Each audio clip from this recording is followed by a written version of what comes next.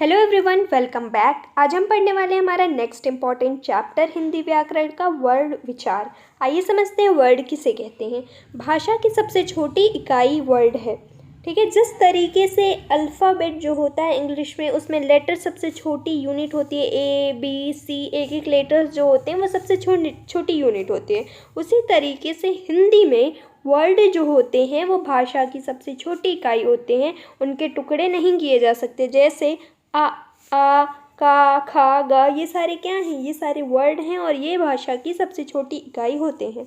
ठीक है, वर्डों के समूह को, वर्डों के व्यवस्थित तथा क्रमबद्ध समूह को क्या कहते हैं? वर्डमाला कहते हैं। कलेक्शन ऑफ वर्ड जो हैं उन्हें हम क्या कहते हैं? वर्डमाला कहते हैं। जिस तरीके से इंग्लिश में आप पढ़ते हो collection of letters is called alphabet, उसी तरीके से हिंदी में वर्डों के समूह को क्या कहा जाता है? वर्डमाला कहा जाता है। यहाँ से आपको दो चीज़ें याद रखनी है। भाषा की सबसे छोटी इकाई क्या है? वर्ड है। और वर्डों के व्यवस्थित तथा क्रमबद्ध समूह को क्या कहते हैं? वर्डमाला कहते हैं। हिंदी वर्डमाला में दो तरीके के वर्ड होते हैं, दो प्रकार के वर्ड होते हैं। एक होता है स्वर और एक होता है व्यंजन। आइए जानते हैं स्वर और व्यंजन किसे कहते हैं।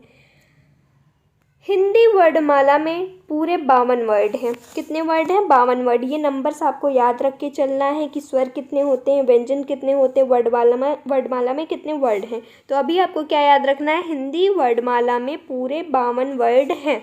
ये हैं 52 वर्ड। ठीक है, ये 11 होते हैं, ये 2 हैं, ये बस आपको अभी फ़िलहाल के लिए याद रखना 52 वर्ड। आगे देखेंगे अब हम स्वर किसे कहते हैं। जिन वर्डों का उच्चारण स्वतंत्र रूप से किया जाता है उन्हें स्वर कहा जाता है। ठीक है, हिंदी वर्णमाला में पूरे 11 स्वर होते हैं। कितने? 11 स्वर होते हैं, ये आपको याद रखने हैं। ये 11 स्वर आपके सामने हैं। आ ई उ री ए ओ औ। ठीक है, ये 11 स्वर हैं। इसका डेफिनेशन क्या होता है स्वर का?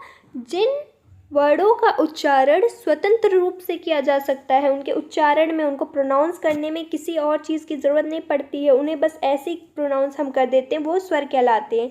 संख्या ज़रूर याद रखिएगा, पूरे 11 स्वर होते हैं। अच्छा, वो बच्चे जिनके दिमाग में आ रहा हो कि औ के बाद तो अंग आहा भी आता है, अंग आहा बच्चा स्वर नहीं होता, वो स्वर की बाहर की कैटेगरी में होता है। अंग जो होता है, अंग से अंगूर, वो क्या है? अनुस्वर है। और आह जो आप पढ़ते हो वो एक विसर्ग होता है। क्या होता है? विसर्ग, व्यंजन होता है। दोनों चीज़ याद रखना। अंग क्या होता है? अनुस्वर होता है। और आह क्या होता है? विसर्ग होता है। ये कैटेगरी याद रखिएगा। क्वेश्चन पूछ सकता है आपसे आह क्या है, तो आह विसर्ग है, अंग क्या है? अनुस्वार है। आगे बढ़ेंगे अब हम। स्वर के दो प्रकार होते हैं। स्वर मुख्य रूप से दो भागों में बांटा गया है। पहला है ह्रस्व स्वर, दूसरा है दीर्घ स्वर। आइए समझते हैं ह्रस्व स्वर क्या है और दीर्घ स्वर क्या है। ह्रस्व स्वर क्या होते हैं? इन स्वरों के उच्चारण में कम समय लगता है, उन्हें ह्रस्व स्वर कहते हैं। इनकी संख्या 4 है। अ इ उ ऋ। ठीक है, इनके उच्चारण में बहुत कम टाइम लगता है। डिफरेंस कैसे देखोगे?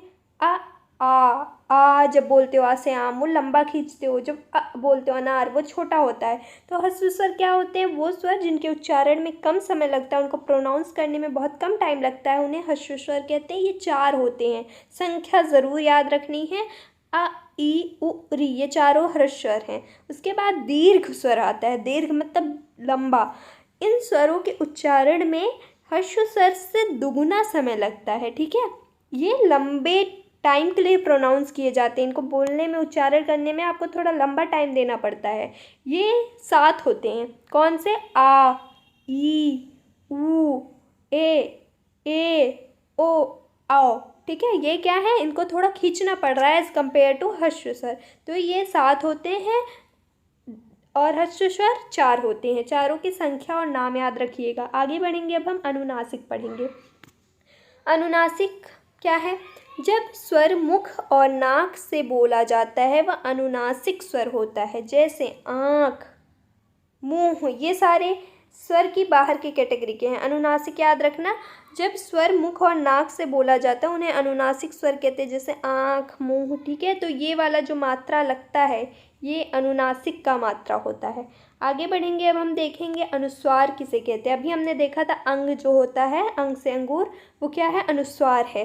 ठीक है। जिस स्वर के उच्चारण में हवा केवल नाक से निकलती है, जब आप इन वर्डों के उच्चारण करते हो तो नाक से सिर्फ हवा निकलती है, जैसे संत, गंगा, कंस। ठीक है, तो ये सारे क्या हैं, अनुस्वार हैं। ये अंग वाले जितने भी वर्ड्स होते हैं अनुस्वार होते हैं। कंफ्यूज नहीं होना बच्चा। अनुनासिक में आपको ये मात्रा देखने को मिलता है, अनुस्वार में आपको अंग वाला मात्रा देखने को मिलता है यहाँ। ठीक है, हमेशा अंग वाला मात्रा देखने को मिलता है। फिर आपका होता है विसर्ग। विसर्ग क्या होता है, विसर्ग के उच्चारण में हा ध्वनि निकलती है, जैसे अतः, प्रातः, स्वतः, लास्ट में हा निकल रहा है। ठीक है, तो ये क्या होते हैं, विसर्ग होते हैं। इनका मात्रा इस तरीके से, इनका चिन्ह इस तरीके से होता है।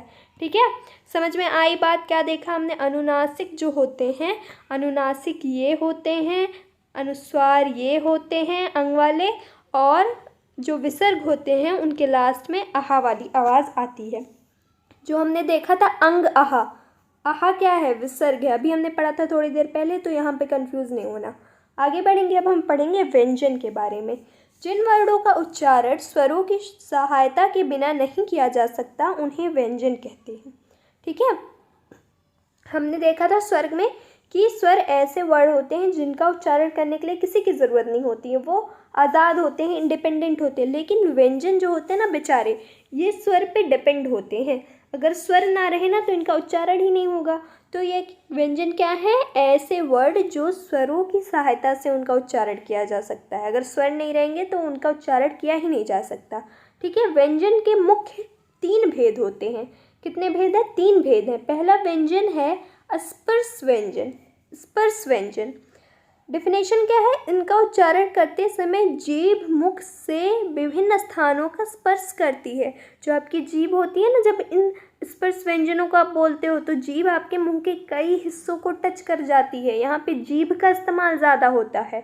इनकी संख्या 5 होती है। अगर आपसे कोई पूछे स्पर्श व्यंजन टोटल कितने हैं, तो इनकी संख्या टोटल 25 होती है। ठीक है, कितनी होती है, 25 होती है इनकी संख्या। ये हैं सारे स्पर्श व्यंजन। कौन कौन से हैं, का वर्ग, का खा गा घा अंगा, च छ ज ज इया, टा ठा डा ढा डा, ये सारे क्या हैं, ये जो 2500 दिख रहे हैं स्पर्श व्यंजन है। ये याद रखना, इनको वर्गों में डिवाइड कर दिया गया है, का वर्ग, चा वर्ग, टा वर्ग, ता वर्ग, पा वर्ग। ठीक है, तो इसमें लाइन से सारे जितने भी वर्ण हैं उनको लिख दिया गया है। समझ में आई बात। समराइज करते हैं, क्या पढ़ा, स्पर्श व्यंजन वो व्यंजन होते हैं जिनका उच्चारण करते समय जीभ मुख के कई हिस्सों को टच करती है। इनकी संख्या पूरी 25 होती है। ये सारे स्पर्श व्यंजन हैं, एक बार इनको याद कर लीजिएगा सारे के सारे। ठीक है, आगे देखेंगे अब हम सेकंड जो इम्पॉर्टेंट व्यंजन है वो है अंतस्थ व्यंजन। इनका उच्चारण स्वर और व्यंजन के मध्य का सा लगता है। ठीक है, मतलब जब हम इनको प्रोनाउंस करते हैं, इनका उच्चारण करते हैं, तो ये स्वर की कैटेगरी के भी लगते हैं और व्यंजन की कैटेगरी के लगते हैं, मतलब बीच वाले हैं ये। ठीक है, क्या है, बीच वाले हैं। इनको जब आप प्रोनाउंस करोगे लगेगा स्वर भी बोल रहे हैं और व्यंजन भी बोल रहे हैं, इसलिए इनको अंतस्थ व्यंजन बोलते हैं। ये बीच वाले हैं। इनकी संख्या 4 होती है। वो चारों कौन कौन से, या, रा, लावा। अगर आपसे एग्जाम में पूछ ले या क्या है, कौन सा व्यंजन है, या क्या है, अंतस्थ व्यंजन है, तो ये याद रखना, संख्या और नाम। फिर आपका है उष्म व्यंजन। ठीक है, उसमें व्यंजन में क्या होता है, इनके उच्चारण में वायु के रगड़ खाने से एक प्रकार की गर्मी सी पैदा होती है। जब हम इनका उच्चारण करते हैं तो हमारे आवाज़ से वायु में फ्रिक्शन होता है, रगड़ होती है, और उसमें व्यंजन गर्मी पैदा करता है, इसलिए इसे उष्म व्यंजन कहा गया। अच्छा, वो बच्चे जो सोच रहे मैम यहाँ पे कहाँ से फ्रिक्शन आ गया यार, आप हिंदी पढ़ा रही हैं, यहाँ पे रगड़ वगड़ कहाँ से आ गया, ये होता है, ये ऐसे व्यंजन है ना, जब आप बोलोगे तो लगेगा थोड़ी गर्मी सी पैदा हो रही है। तो कंफ्यूज नहीं होना, इनकी संख्या 4 होती है। कौन कौन सी है, शा, सा, सा, हा, ये चारों याद रखना। ये सारे क्या हैं, उष्म व्यंजन है। देखो जितने भी बता रहे हैं ये याद रखना, नंबर्स जो हैं वो याद रखना, नाम याद रखना, क्योंकि क्वेश्चन कहीं से भी बन सकता है और कोई बहुत ज़्यादा नहीं है कि आप इसे याद नहीं कर सकते। अभी आपके पास बहुत लंबा टाइम है एंट्रेंस तक का, तो कोशिश करेंगे सारे के सारे याद रखिए माइंड में। आगे देखेंगे अब हम संयुक्त व्यंजन। मुख्य जो व्यंजन होते हैं वो तो 3 ही प्रकार के होते हैं, उसमें व्यंजन, संयुक्त व्यंजन, अंतस्थ व्यंजन। लेकिन एक संयुक्त व्यंजन थोड़ा एक्स्ट्रा कैटेगरी का है, इसको भी देख लेंगे हम। जब किसी शब्द के 2 या 2 से अधिक व्यंजनों के बीच में कोई स्वर ध्वनि ना हो तब ये आपस में जुड़कर उच्चारित होते हैं। जब 2 व्यंजन आपस में जुड़े रहें और उनके बीच में कोई स्वर ध्वनि हो ही ना तो वो क्या कहलाते हैं? संयुक्त व्यंजन कहलाते हैं। एग्जाम्पल आप देखोगे, रक्त, सत्य। तो यहाँ का और ता आपस में जुड़े हैं, दोनों व्यंजन हैं और इन दोनों के बीच में स्वर नहीं है। ता या जो है वो व्यंजन है, आपस में जुड़े हैं, ये क्या है? संयुक्त व्यंजन है। तो इसको ध्यान रखना, क्या होता है संयुक्त व्यंजन? जब 2 व्यंजन आपस में जुड़ते हैं और उनके बीच में कोई भी स्वर व्यंजन ना हो, स्वर उनके बीच में नहीं होता है, उसे हम संयुक्त व्यंजन कहते हैं। समझ में आई बात? फिर से रिपीट कर रहे हैं हम।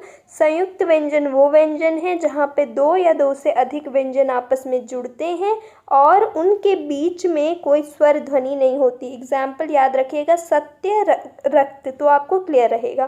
ठीक है, आगे अब हम बढ़ेंगे, देखेंगे जो बहुत सारे वर्ड पढ़े हमने। स्वर पढ़ा, व्यंजन पढ़ा, स्वर की 2 कैटेगरी पढ़ी, ह्रस्व, दीर्घ, व्यंजन की 3 कैटेगरी पढ़ी। अब हम देखेंगे इनके उच्चारण स्थान। बहुत ही इम्पॉर्टेंट पॉइंट है ये, बहुत सारी चीज़ें आपको यहाँ से याद रखनी है। देखिए, जितने भी वर्ण हैं उनका अलग अलग उच्चारण स्थान होता है। कोई कंठ से, किसी को तालु से उच्चारण करना पड़ता है, किसी में नाक का इस्तेमाल होता है, किसी में होंठ का होता है, किसी में दांत का इस्तेमाल होता है। ठीक है, उच्चारण करने में, प्रोनाउंस करने में। तो उसके बेसिस पे वर्डों को डिवाइड कर दिया गया है। कंठ से कौन कौन से वर्डों का उच्चारण होता है? ये जो आपको सामने दिख रहा है, अ, आ, का, खा, गा, घा, अंगा, हा, ये सारे जो वर्ण हैं ये क्या हैं? कंठ से उच्चारण किए जाते हैं। इन वर्डों को कहा जाता है कंठ्य वर्ण। क्या कहा जाता है? कंठ वर्ण। तालु से जितने वर्डों का उच्चारण किया जाता है वो कौन कौन से हैं? ई, चा, छा, जा, झा, इया, या, शा, ये सारे कहाँ से? तालु से किए जाते हैं। तालु, जिन वर्डों का उच्चारण तालु से होता है उनको तालव्य वर्ण कहते हैं। क्या कहते हैं? तालव्य वर्ण कहते हैं। इसी तरीके से मूर्ध, री, टा, ठा, डा, ढा, अड़ा, रा, शा, ये सारे क्या हैं? मूर्ध से इनका उच्चारण किया जाता है, इसलिए इन्हें मूर्धन्य वर्ण कहते हैं। बहुत ही इम्पॉर्टेंट है ये, one of the most important है इस चैप्टर का। तो इसका स्क्रीनशॉट लेंगे आप और सारा याद करेंगे। अगर आपसे पूछ लिया जाए होस्ट वर्ड जो है कौन कौन से, तो आपको सारे के सारा याद होना चाहिए। अगर आपसे पूछ लिया जाए कंठ वर्ड कौन से हैं, तो सारा का सारा आपको याद होना चाहिए। तो स्क्रीनशॉट ले लीजिए वीडियो को पॉज करके और ये सारे के सारे याद रखेंगे। ठीक है, अब हम बढ़ते हैं PYQs की तरफ। आई होप आपने स्क्रीनशॉट ले लिया होगा और इसको ज़रूरी समझ के याद करेंगे आप, क्योंकि प्रीवियस ईयर में क्वेश्चन आ चुका है यहाँ से, इसलिए मैं बहुत फोकस कर रही हूँ इस पॉइंट पे। अब हम PYQs देखेंगे। PYQs में पहला क्वेश्चन आपको दिख रहा होगा, निम्नलिखित में से कंठ व्यंजन है। अब देखिए वही चीज़ पूछ लिया गया, कंठ व्यंजन चारों में से कौन सा है? अभी हमने क्या देखा था? का, खा। खा क्या है? कंठ व्यंजन है। समझ में आई बात? इसके बाद है हिंदी में स्वरों की संख्या कितनी होती है? हमने आपको बताया हिंदी में स्वरों की संख्या कितनी होती है। हिंदी में 11 होते हैं स्वर। ठीक है, तो इस तरीके के क्वेश्चन आते हैं, अपने आप को प्रिपेयर रखिएगा। आई होप आपको चैप्टर समझ में आ रहा होगा। अगर कोई भी डाउट हो, कोई भी सजेशन हो कि मैम आप ऐसे नहीं पढ़ाइए, ऐसे पढ़ाइए तो बेटर समझ में आएगा, कमेंट सेक्शन में आप बिना झिझक के टाइप क्या करिए, so that I can improve my self और आपको मुझसे ज़्यादा से ज़्यादा बेनिफिट मिल पाए। This was all for today. Thank you everyone.